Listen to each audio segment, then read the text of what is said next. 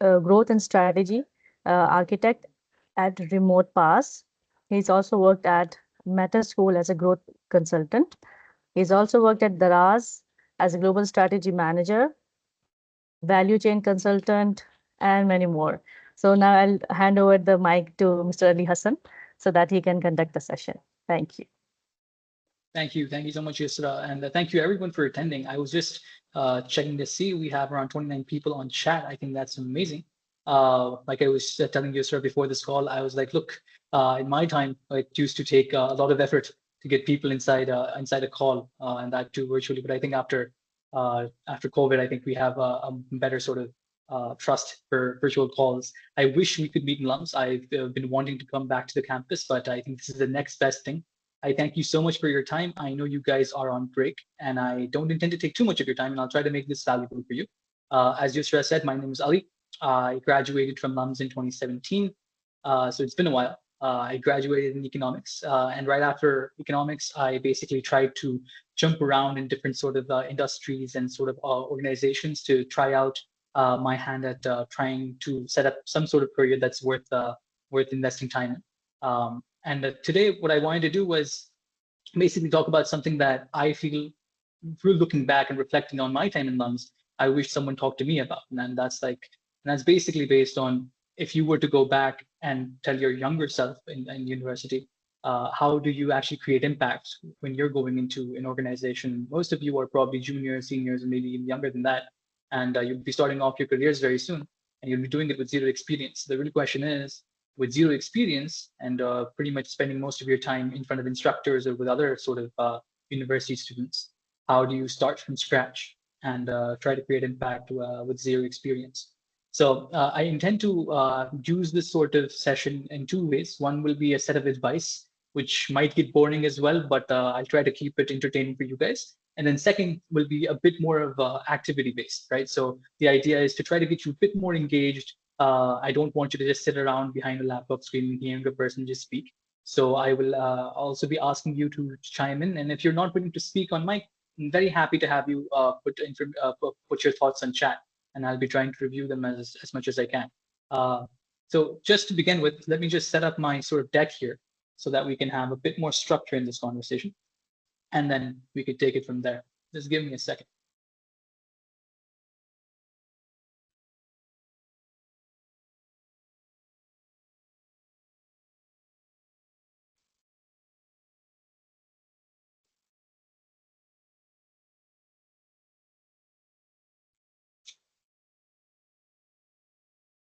All right.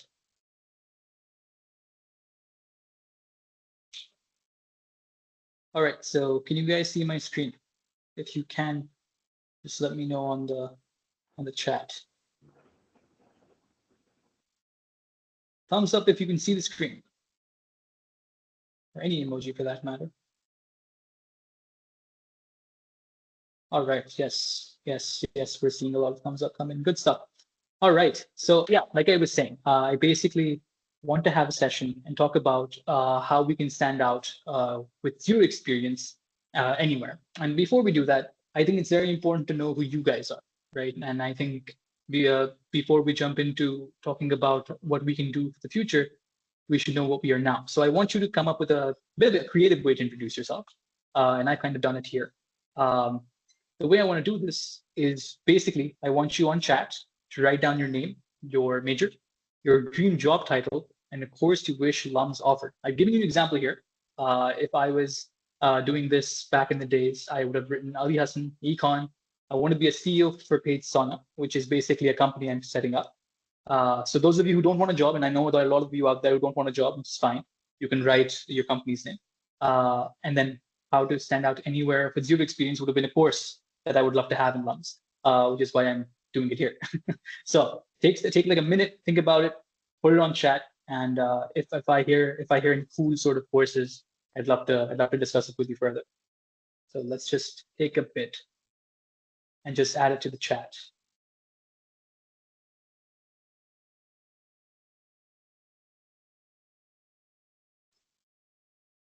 Come on, everyone, it's just a brief introduction. Few words. Yes. I see that coming.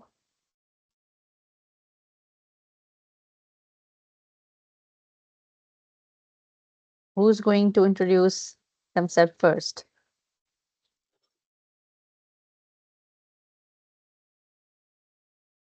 Okay. I think I know somebody who can do that. Arwa Ali. Istafan Niazi, Econ. He wants to do a decent marketing job. A decent marketing job, interesting. Ismail, We have data econ analyst. math major, good stuff.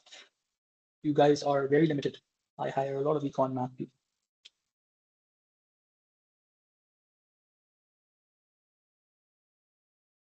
Come on, more people.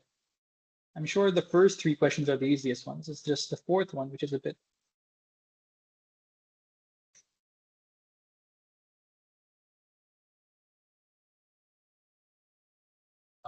Okay, everybody. Mr. Malik All says, right, we have a CEO of my own company. Good stuff. Good stuff.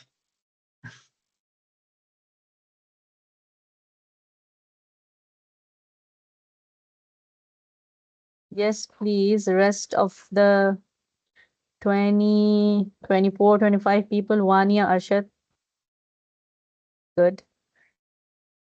The art of winning people over. Good stuff. That seems interesting. I would take that course. CPO की क्या उसमें? CPO की तो मैं दे दूंगा.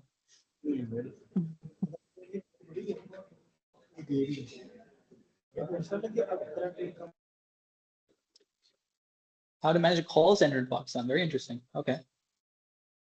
How to teach or to be an instructor. Very interesting. All right. Okay. Yeah, I'll let you guys keep on adding that. Good stuff. I think the variety we have here is very interesting. Some of you, I think a large portion of you have pointed out that you would like to be a CEO of your own company, which is great. We see a couple of C-suite coming in as well.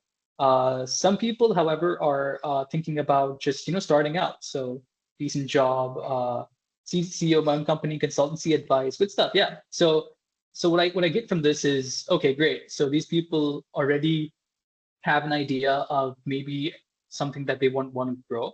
But of course, to grow things, you would want to have some experience. So the amount of risk that you're taking in an organization is probably decreased.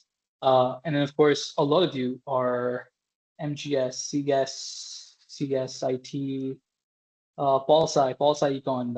I really wanted that, but Zinbeat never let me do it. What else? We have chemical engineering, good stuff, electrical engineering, bio. Yeah, good stuff. So yeah, it's a good lot. I think it's a good mix, and then that's usually what's going to happen when you go into any sort of organization. You'll see a lot of people with different backgrounds. And one other important element, which we haven't seen in this chat, but usually you'll see in any corporate environment, is a lot of you won't be from lumps. You'll actually be a very small minority when you go to organizations, whether that be a startup, a corp, even if you set up your own company, as I have myself. In fact, if you set up your own company, you won't be able to afford lumps people. So chances are you'll probably have to work with people who aren't from lumps. So those things I want you to keep in mind as we move forward. What I want to touch upon next, and uh, and I want you to keep an open mind when I go about this. And if you have any questions, just type them in chat, and if I see them, I'll basically touch upon them. But what I basically want to say is that look, your LUMS degree, it's a tool. It's not a golden ticket. And I think those will be the first few sort of lessons that you'll learn very early on when you start up when you start up your careers. I had the privilege of being one of the few people who actually was selected for an empty position at NASA. So I actually had a job before I graduated from LUMS. I believe at that time, so interestingly, in our time, Engro and Unilever, P&G, they decided to hire very late. So Unilever was the only one that did it a bit earlier, but everybody else came much later. So a lot of people in my batch did not have a job or any career prospects for that matter until the very end of our sort of time in lumps. So everybody was juggling for any sort of opportunity that came their way, and we started applying to every empty ship that could come our way as well. Because at that time, at least in 2017, having an MT in a large sort of organization or conglomerate was basically the dream. We didn't trust startups as much, and in fact, there weren't many startups. I think Kareem at that time was the only sensible option, and even there, it was fairly new. So that's all we had. Consulting was new, and McKinsey was the only one out there. I think now you have Bain and other sort of consultancy houses coming in as well. So you have it great in terms of options, of course. But even then, the lesson is very clear that the LUMS degree will only get you an interview at max, and that too is at max now. If you want to create any sort of impact, you want to use your LUMS degree authentically, make that as a base, and then build upon it. Now, the question is, how do you build upon it? The idea is that you forget paying dues, right? You don't owe anyone anything. Right now, what you owe anyone is yourself, right? You're not here necessarily just to sit down and listen. You're here to create value and create value from day one.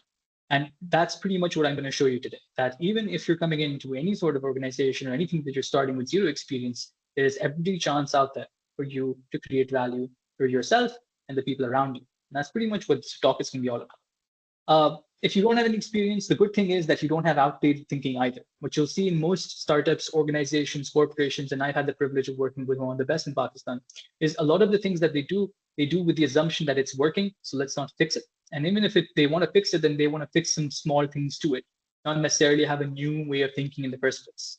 What organizations have always valued now, what they've done so over the past 50, 100 years, is the idea of having fresh eyes to complicated problems. And that's what you guys have to offer today. Everybody that's on this chat and everybody that's in your batch pretty much has the unique opportunity to provide thinking that is usually either better than what we have right now or different than what we have right now. And both of them are valuable. Even if it's different, at least it leads to a conversation, a debate that lets us understand what value we can bring to ourselves and, again, the people around us. So what I want you to do on chat is those of you who have gone to internships or have worked with other sort of departments, and again, I can take society work to this as well. Although one of the new things that you'll probably see in like a year's time when you start working is a lot of the stuff you did in society work. It's much difficult when you go to the real organization because in society work we were doing it out of pure happiness or the people we were doing it with or reputation. So I had the luxury of being part of Lumen when I was in LUMS, and I had the privilege of being in the executive council as well. So a lot of the learnings that I had when I was going to work was pretty much there, but I'll tell you right now, a lot of it was outdated as well. And in the first 6 months, I had to relearn a lot of stuff. But those of you who had the privilege of having an internship anywhere, I want you to pick up two problems, and then we can talk about how we can possibly take your sort of lack of experience and turn that into an opportunity. Anyone that wants to share any sort of problems that they've seen, just write down the place that you were in, the problem that you saw on chat, and we can touch upon any one or two of them. I think that'll be very useful because it'll be something that's related to you and won't be just about the problems that I've seen in the past. So I'll give you a minute. Just write down wherever you were and just a simple line on what problem you saw. Or not necessarily even you, if you've heard this problem for somewhere else and you think that it's a problem that probably you don't have a solution for or other people have not had in the past. We can touch upon those as well and try to see if we can take a jab at it. I'm not promising I'm going to solve it for you, but I'm going to probably help you think about how to go about solving or how to find value at least.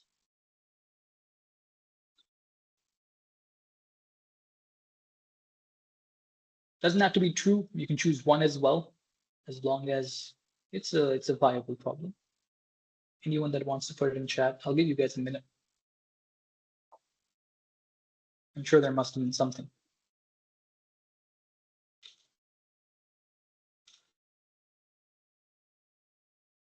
So for those who have joined now, you have to write down. Okay, so Sufyan also joined. Let me repeat. Hello, those who have joined now. You guys have to write just two or one problem that you have noticed in places that you have worked in. You have to name the place and the problem in the chat box.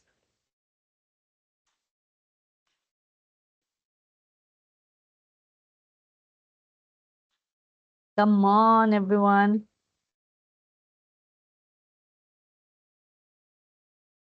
I'll start. I'll add a problem that I saw in the last. We had the problem.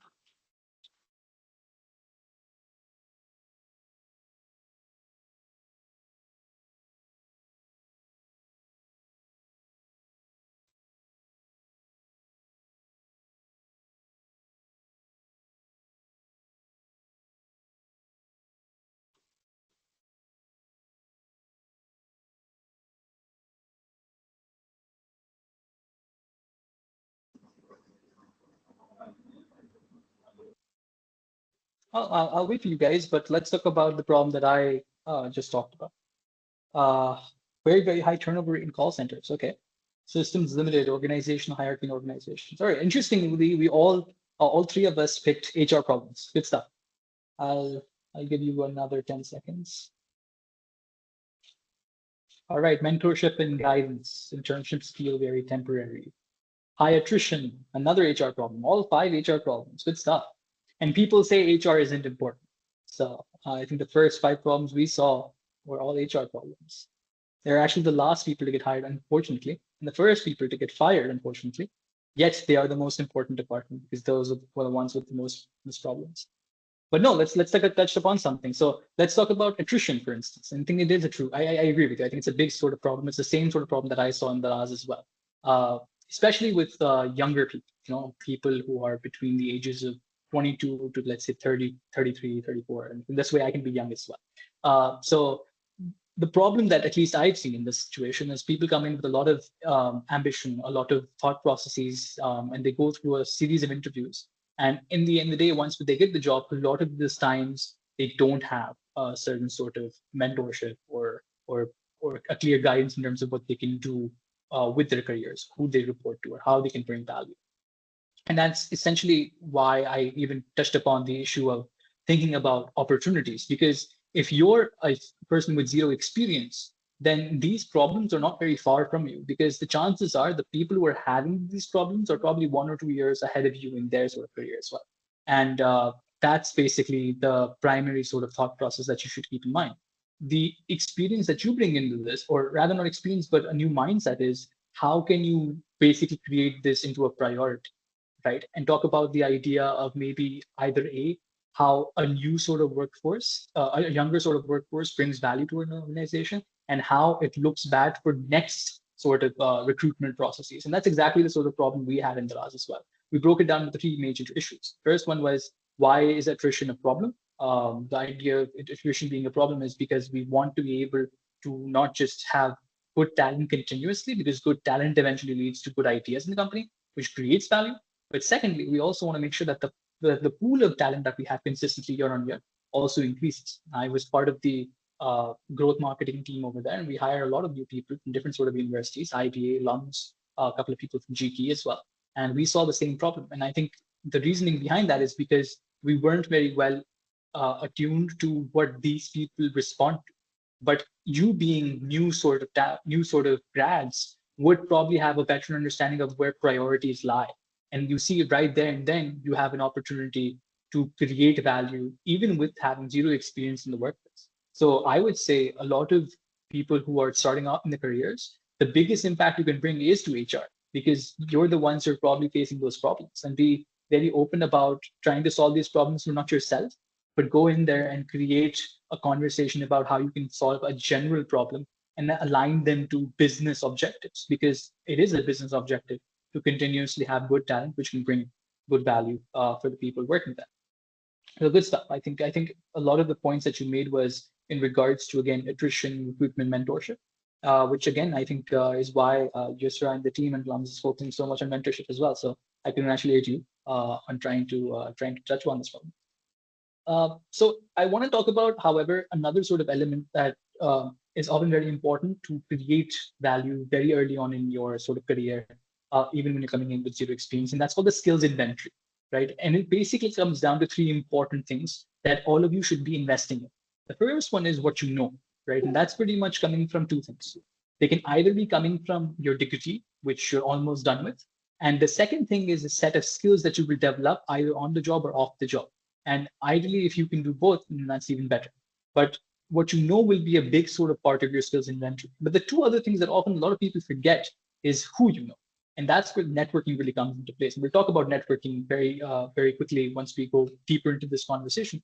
But it's very important that you understand and how fast you learn as well. And so it's not just a question of trying to expose yourself to different sort of opportunities, but I'm sure a lot of people, even before you guys, are trying to do. But it's a question of how much you can learn and how quickly you can learn these particular elements as well. Your competitive advantage is going to be the skills that others can't easily replicate. And that's basically what you should be thinking about in terms of finding. It doesn't have to be a lot of things. It just has to be one thing that you can do really well. And that's what we're eventually going to touch upon in regards to Sure. thinking about your skills inventory. Sorry, is there a question? Nakhed ano? Huh? Nazar na Kindly disturb mute you. yourself. Not a question. Okay, I'll continue. So basically, what I'm trying to say is, their degree is almost done. What you need to be working on is your network and your skill stack. Now, let's talk about the skill stack first. So the skill stack starts now. You need to think about where your major basically starts and where you can find adjacent high demand skills. That's basically the thought process that you should have right now. Because you're starting off in your career, you still have an element of learning. I think the biggest mistake alums grads have when they're graduating is they assume that learning is over and now they're going to sit down and try to just do things. And that's an approach to take. But the problem is you still won't be developing a skill stack, because while you will be executing things that other sort of managers or senior managers or directors would want you to do, you still haven't made yourself good enough to eventually replace them. And that's the mentality I want you to have. It's not going to be a short-term sort of execution. This is a long-term sort of ambitious path you've taken, right? A career is not for 4 years. A career is for maybe 40 years. So now you're thinking 10x, right? So you need to think about the timeline being substantially different as opposed to what you're used to in O levels or A levels, or even if you were doing FSC and undergrad as well, which usually is for 4 years as well. So one thing that will majorly change is the investment of time that you put in. But the learning doesn't stop. And I'm not saying this as a cliched sort of point. Learning actually does not stop. A lot of people will have to figure out how dashboards are made if you're working in, let's say, analytics or marketing. A lot of people have to figure out how to hire people, right? And that's a recruitment sort of thing. I mean, you're talking about attrition today, but a lot of you will eventually be taking interviews, maybe 4 or 5 years down the line, right? So how do you think about doing that? What skills are required for those things? And that's where the skill stack really comes into place. Uh, what I'm trying to say again is you need to think about your skill stack in a T-shaped way, right? The sort of thought process here is not to just learn a lot of things all at once, because a lot of time what that happens is you basically just touched upon individual domains, and while you're knowledgeable in most of them, you're not experienced or high quality in any of them. And that's why you need to pick one thing that you think you can do really well and bring a lot of value in, and fundamentally come up with a T-shaped sort of structure. And why is this important for coming into an organization? Because the experience that you have is again zero, right? So you need to create a situation where you can develop value from day one and work towards bringing more value to that one thing consistently. And that does not mean you don't work on anything else. You have to work on everything that is in your sort of plate, but you want to develop yourself in one domain so that eventually you can start gaining experience in it and leading in it accordingly. The other sort of thought process that you should have while in any organization to develop value quickly is to solve expensive problems.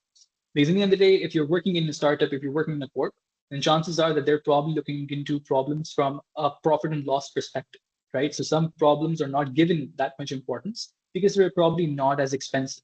But if you can find an expensive problem, communicate clearly what the solution is, and then execute it for them, or even a part of that solution, then that automatically gets you to thrive in that organization. So I'm not talking about corporate survival. I think you'll eventually figure that out for yourselves. I'm talking about how to thrive in an organization. And this is essentially the playbook that a lot of people before you have used. And that's where they start getting either a lot more promotions quickly, better raises quickly, or maybe thinking about trying to start their own thing quickly. And all three are, I think, objectives that I saw within the chat as well. So how do you stand out? The idea of standing out from the crowd, because in the end of the day, you're not just going to be an organization with your own batch. Like I said before, you will be competing with a much larger sort of pool of candidates. And if you're thinking about going abroad, which I think that most of you are, then in the end of the day, that's even a larger target market. So the idea of standing out is to master that one skill and communicate it well to your team and to your entire network. You need to stand out as the person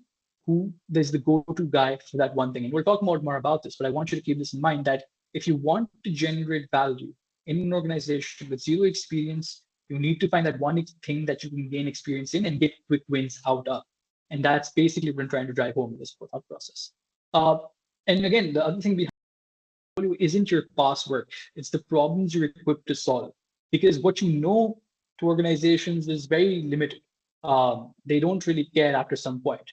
What they will judge you in is the problems that you're solving. And it's not just organizations, even from a company perspective. What you're fundamentally doing for a startup is you're trying to find an individual sort of problem and finding a solution from it, either from a point of creating an app, creating a product, creating an agency, and so on and so forth.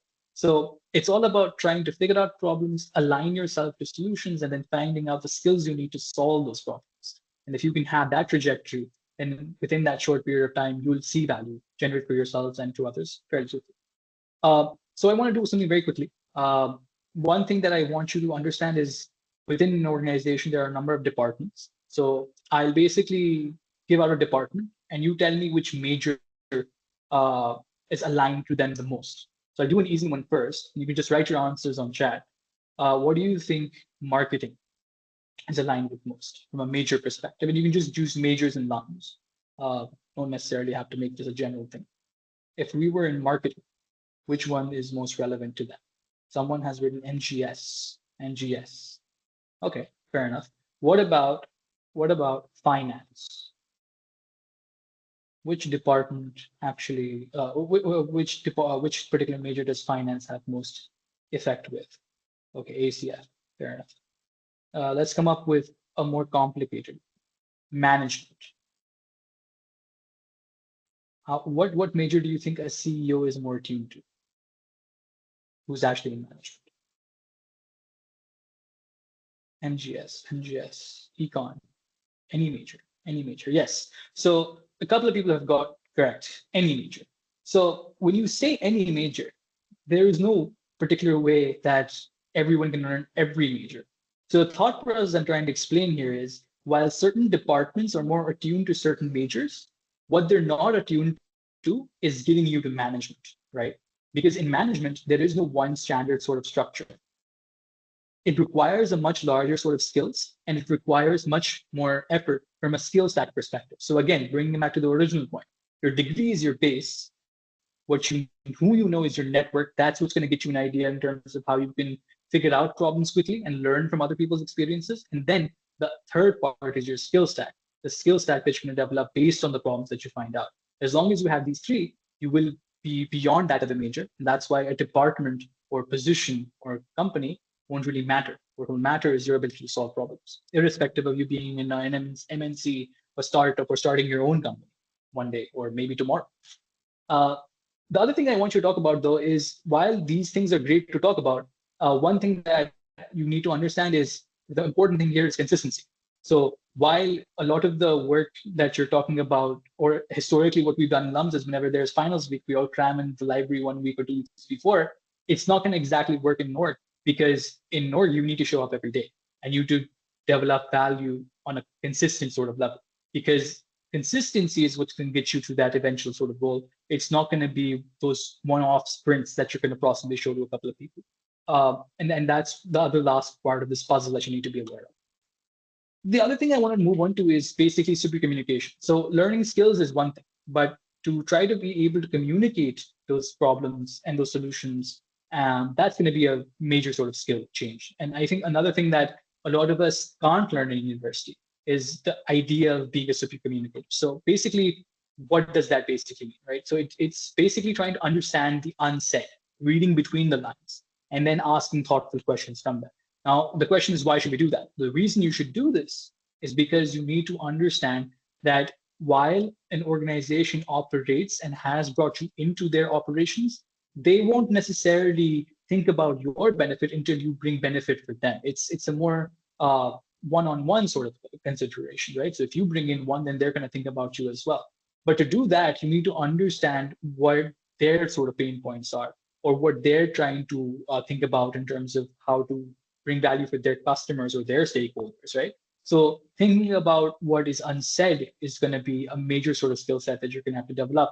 And these things won't come just by reading a book or even going through this mentorship program.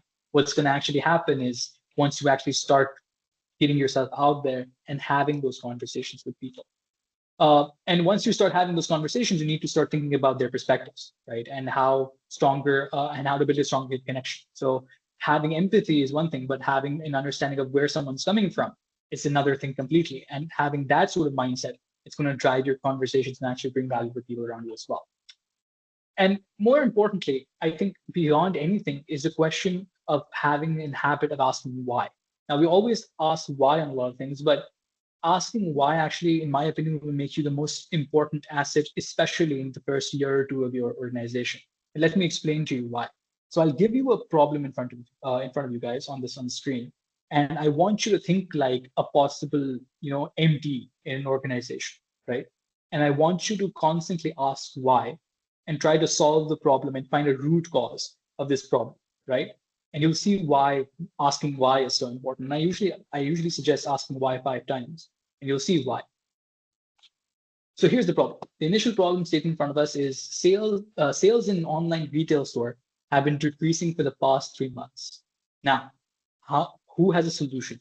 Why do you think this is happening? Whatever you think, just add on chat and we can go through it. But really think about this. Sales is going down in an online retail store. Why do you think that's the case?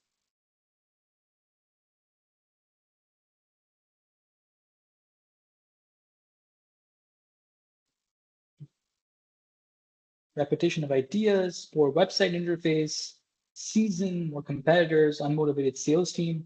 Interesting. Very good answers. But let's assume, less demand. Okay, Lisa has a good point. Less demand. Okay, so sales is basically a function of what? It's basically demand and price. But then there are probably other sort of elements to this as well, like all of you have pointed out. Let's assume you said it's less demand. But we find out after asking why that customer interest in our products remain high. So now what's the problem? So it's not a demand problem, right? So price increase, manufacturer cost increases. Let's assume that's the assumption we have. And in this sort of situations, if we're saying manufacturer cost increases, one of you will probably be told, hey man, go to all the manufacturers and tell them why is the price increasing, right? It's going to be you guys because it's usually the ones who are new.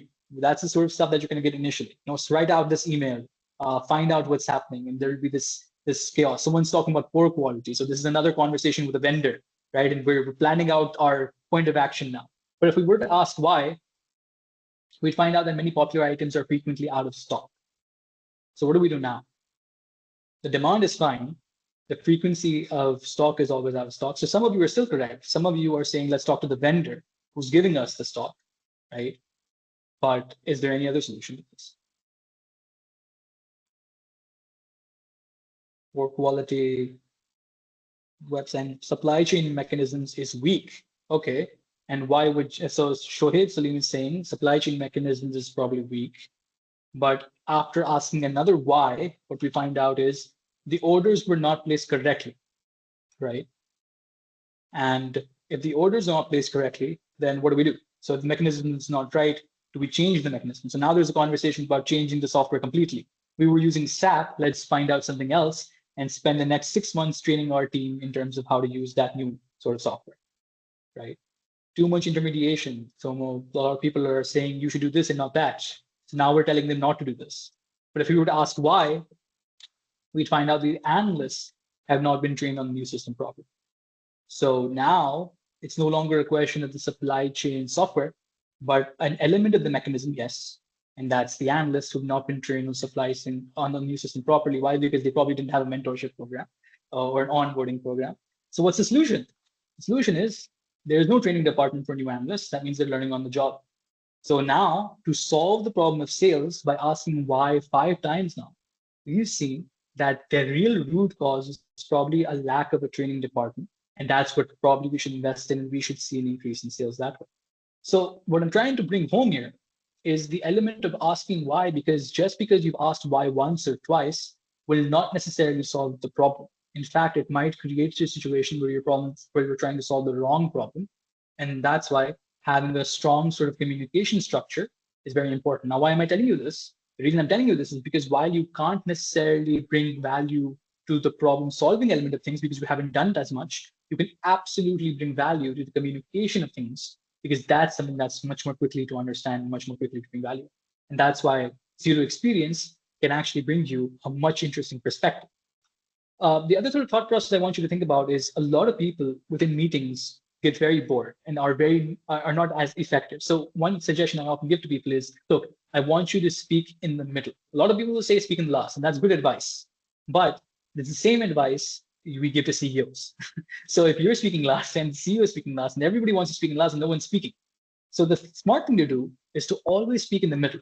And the reason for that is to think about two things. One, you can summarize the points that were said before you. And secondly, if you have a smaller point to add value to, that's where you can bring your value in. And that's another sort of advice I would just throw your way and something that you can try in the future. Uh, Besides this, I want you to adapt your style to the audience preferences. That's something that's very standard. But I want you to think about networking as well. And I understand we're a little pressed for time, so I'm going to move a little quickly on this one. But what I want you to fundamentally focus on is, look, networking is not about just collecting contacts. It's about cultivating relationships. So how many of you use LinkedIn or actually have a LinkedIn profile? Just type on the chat or yeah, just raise your hands. Great. That'd be useful too. Okay, we have a couple of people. So how many, so you all have a LinkedIn profile, and how many of you, let's try a show of hands again, have actually been able to talk to people you would normally never be able to talk to just from LinkedIn? Let's try another show of hands. And I think the number of hands definitely go down because that's not a problem just that you have, but I would say a lot of other people probably have this as well. But in this entire thing, if you ever generated a contact, tried and failed badly, perfect. That's the sort of stuff I like to hear. Because a lot of times what we're trying to do is we're trying to reach out to people with very little connection in, but we need to think about from their perspective. From their perspective, they probably get these sort of messages all the time, or they probably just were doing something else and they required a follow-up, right? And I think the follow-up bit is probably the most important thing you probably will ever do in your lives, because the greatest things in the world started because someone asked, right? It's always based on a conversation. If you're not going to ask, it's never going to be done. And if you have to ask many times, then that's fine, because in the end of the day, you're the one who needs something. And if you need something, you're going to have to go put in a little bit of effort. I'll give you an example. So as of right now, I am the head of growth for Remote Pass, but I actually had a conversation with a co-founder for Omni HR. They are a growing sort of startup in Singapore, and I wanted to join their team as a head of growth as well. And I basically simply reached out to them on LinkedIn. This was the June 8th. And as of, I believe, 1 week ago, I got an email from Brian after a couple of interviews, and they offered me that position. So look, it all started with LinkedIn. I didn't apply for a job. I basically just messaged someone who was looking for a talent, and it led to a conversation, which eventually led to a head of growth position. So look, these conversations can absolutely be done on LinkedIn. It's just a question of figuring out how you want to approach people and who you want to approach to. And but most importantly, you want to show genuine interest in other people's stories. So a lot of time I receive messages from people who are just saying, hi, we'd like to add you to your network. Or hi, we'd like to connect, but why? What value can I get from you? Or rather, what value can I give to you as well?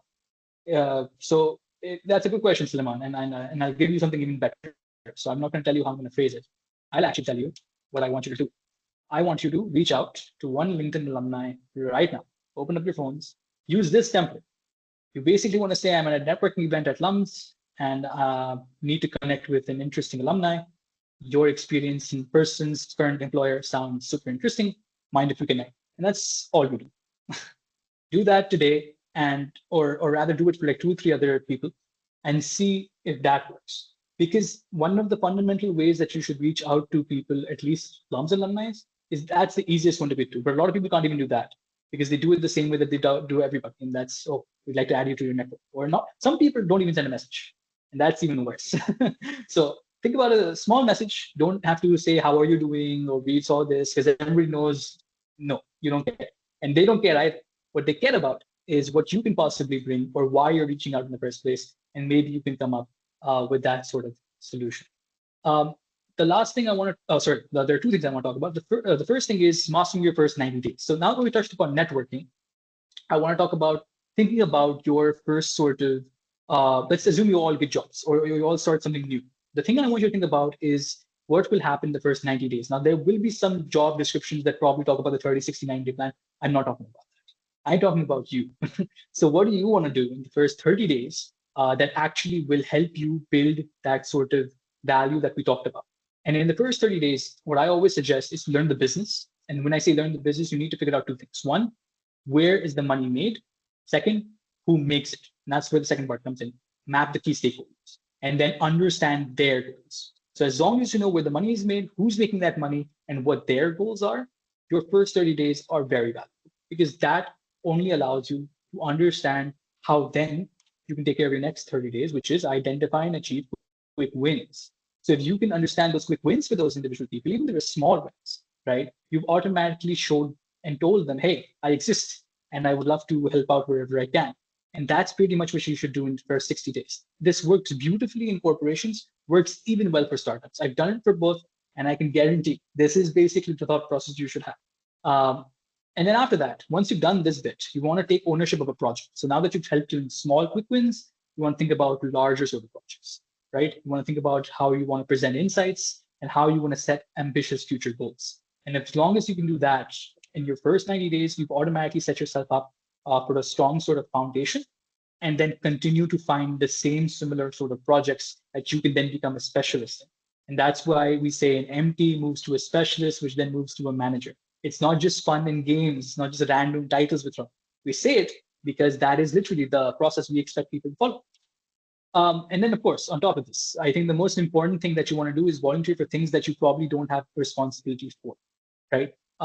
And I'll give you an example of this. So when I was in House of a Bee, we were thinking about a project that no one wanted to do because it was literally us going to Alibaba.com, finding individual pieces associated with setting up a solar system, solar energy project for the house. This is 2017. Solar power for houses in Pakistan does not exist. It's just a myth that Tesla had in the US, right? So in 2017, there was nothing like this. We had to go to Alibaba and find out individual pricing one by one, and then figure out whether there is even a business model in the first place. No one was going to do it. Two people in my team did, one myself and another person. That sort of project that we worked on eventually got outsourced to another company from House of a Beat, and that is today Sky Electric. Sky Electric is currently the solar power system that is actually on LUMS right now. So LUMS was actually the first client, and they turned out to be the number one solar power provider in Pakistan. So do those projects because those projects that no one wants to touch upon actually will be the ones that will make you stand out. The last thing that I want to talk about today is thriving different work cultures, right? And I think this is a very important one because the first thing that people, especially who are graduating now or have graduated in the past, often come to me and complain about is we don't like the culture we're working in, right? And the sort of places that we're in, we can't necessarily create value, or we don't feel we're growing as an individual. And that's the right sort of way to think about this. But what can you do? Right. And I don't intend to sit down and tell you an end-to-end sort of way to take care of your sort of culture, but I'll tell you some ways that you can actually do things for yourself. This is a purely selfish exercise for yourself. If you're in a startup, pitch 3 new ideas in your first month by following that 30, 60, 90-day example. Find 3 things. They don't have to be big, just any 3 good things that might be a good sort of idea to pitch. Pitch it to anyone, put it on your Slack channels, put it on email, anywhere. And any one of them can possibly be a game changer. What this shows to anyone, especially in a startup culture that's moving so quickly, is that you're as quick as they are and you're as interested as they are. And that is the biggest sort of indicator of a high quality sort of resource within a startup for sure. In a corporation, not necessarily the smartest move because that basically means that you didn't listen to anyone, you just did your own thing. But in startup, it works beautifully. In a startup, the other thing that you do is again be the specific person for a specific skill. So the Excel guy, the data guy, the communications guy, the emails guy. These things happen all the time because a startup pretty much hires you because they either A, want someone very quickly, or B, they just want someone very specific tools for the problem at the time.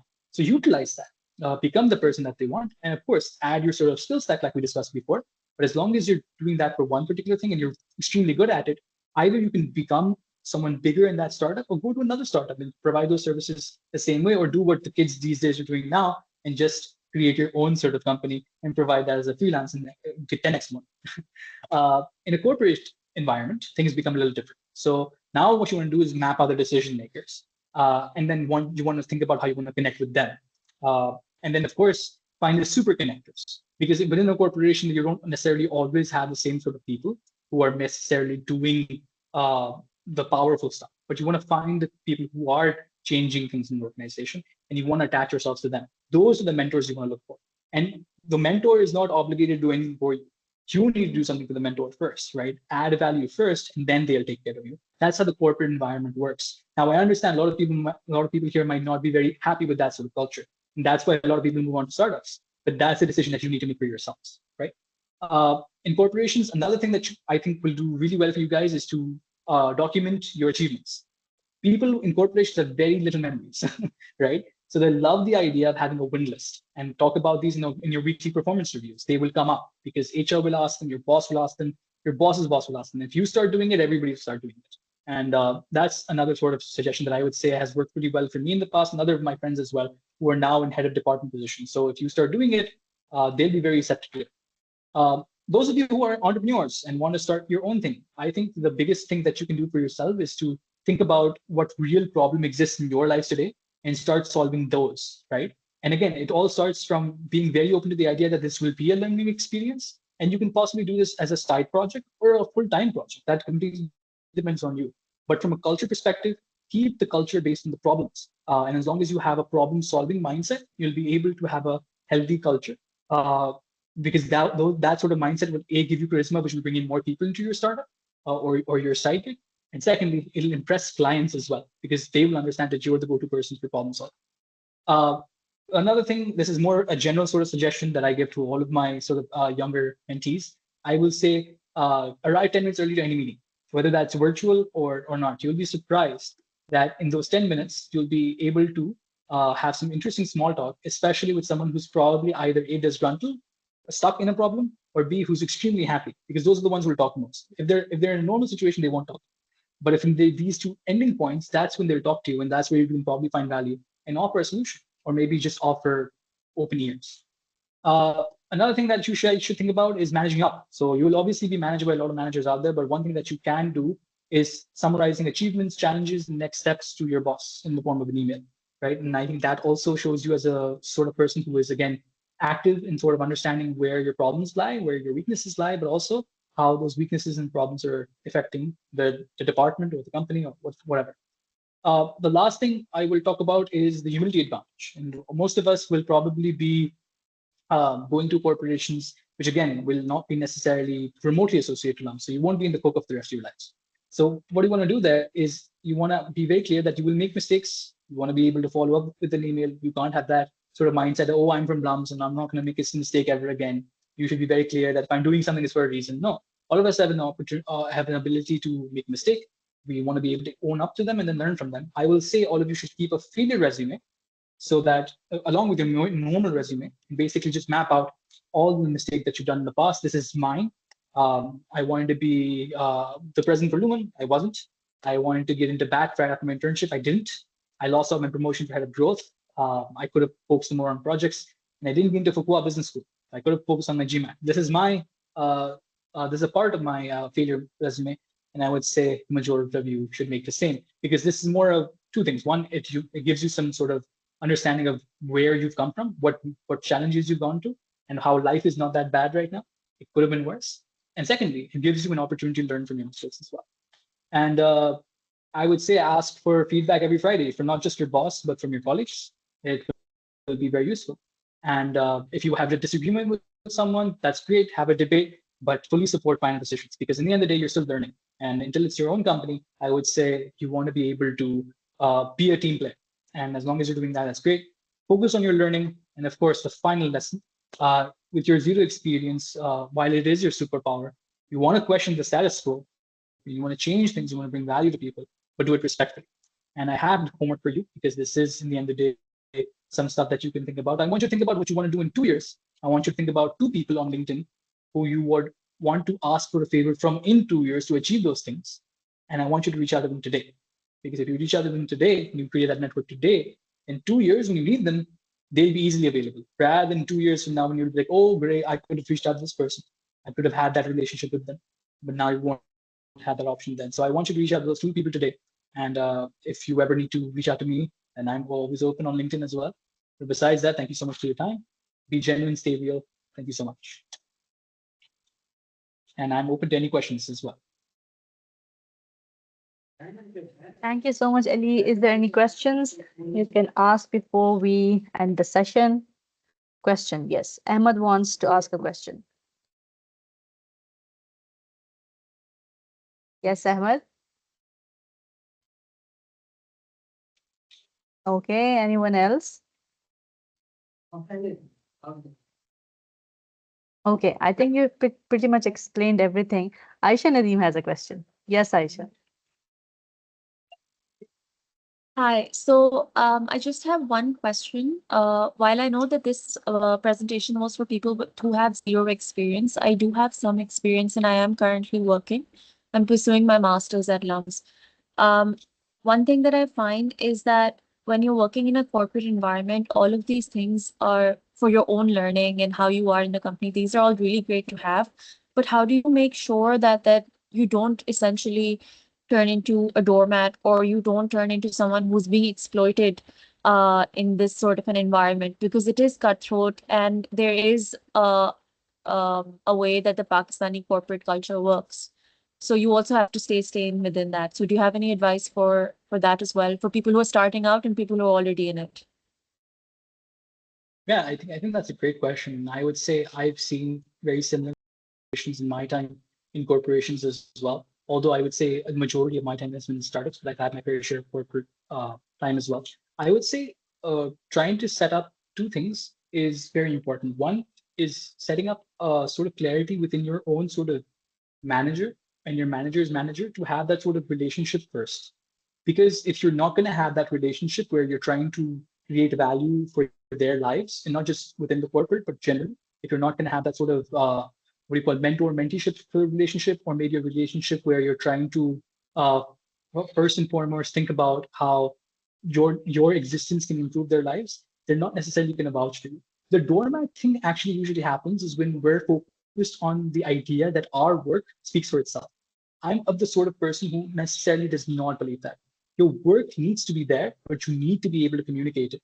And as long as you have the eyes and ears of management, it's very difficult to become a doormat then, because then you become the go-to person for sort of execution stuff. That, of course, that depends on communication from the day, from the moment you come in. Because when you're coming in, you're thinking about taking a lot of problems in court. You're trying to be nicer, you're trying to be there for everybody and trying to execute a lot of stuff. And then because they see you doing it so well, they wouldn't want you to do anything else, right? And I would say, while that is important to generate some sort of value for everybody very early on, there has to be a limit in regards to how your sort of work culture exists, and be very open to say no to some things. So Pakistani work culture does become a little difficult, but if you have the right sort of communication from the get-go, then I think it becomes much more easier. And at the same time, as long as you are creating value again for the people around you, they will be more happy to vouch for you. Uh, but again, I agree, it's not a perfect system, but that would be my sort of suggestion or two cents on it. I will be sharing my LinkedIn link. I think Yusra has it. Uh, what else? I think some I've questions already on chat. shared it. Okay, perfect. Yeah, Mir Suleiman has a question. Yes, Mir. Right. So first off, thank you for the session. I hope you can hear me.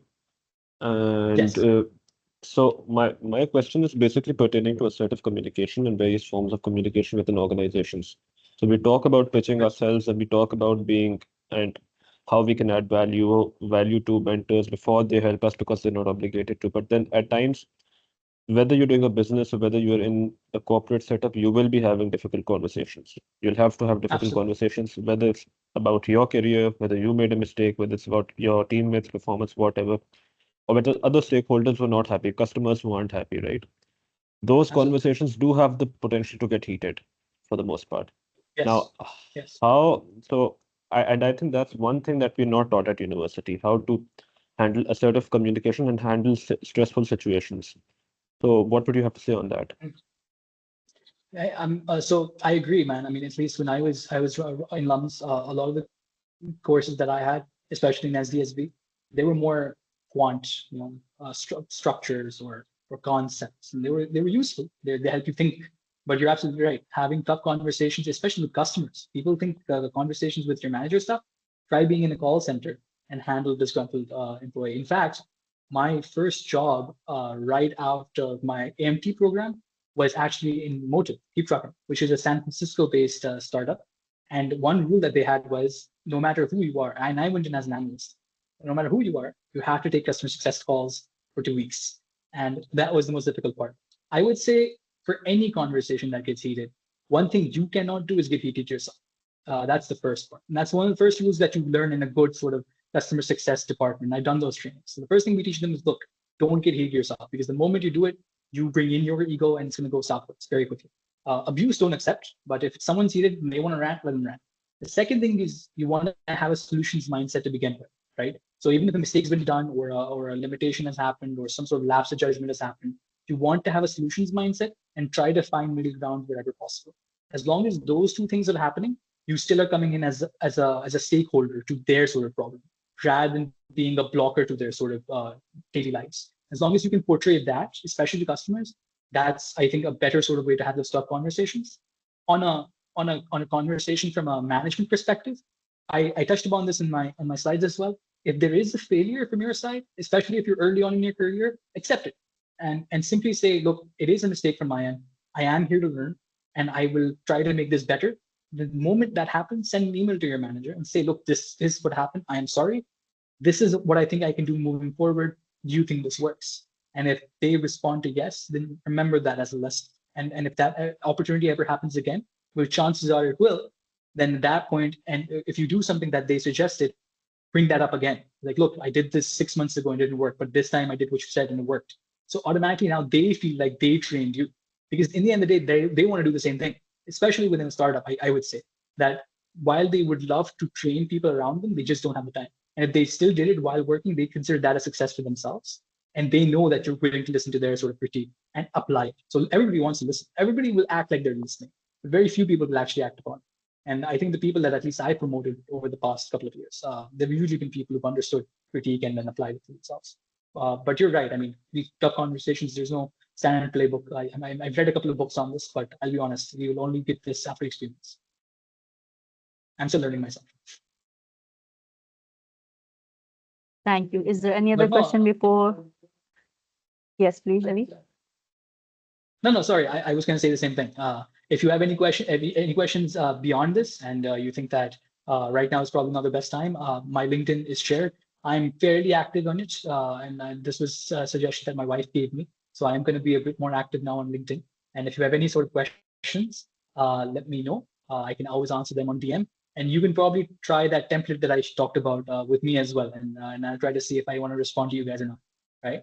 So besides this, thank you so much. I mean, I was expecting a much smaller attendance. I know if I was in London for my summer break, I wouldn't be that active in terms of showing up to mentorship sessions. But I thank you all for your time. And Yes. I'm sorry if I offended anyone. But at the same time, I thank you for your questions and I thank you for the activity. So I hope you do well in your careers and in your lives, and enjoy the few more months, years you have in lungs. It's the best years of your life. Thank you, Ali. Thank you for this amazing, amazing session. I loved the energy and I loved how the audience participated.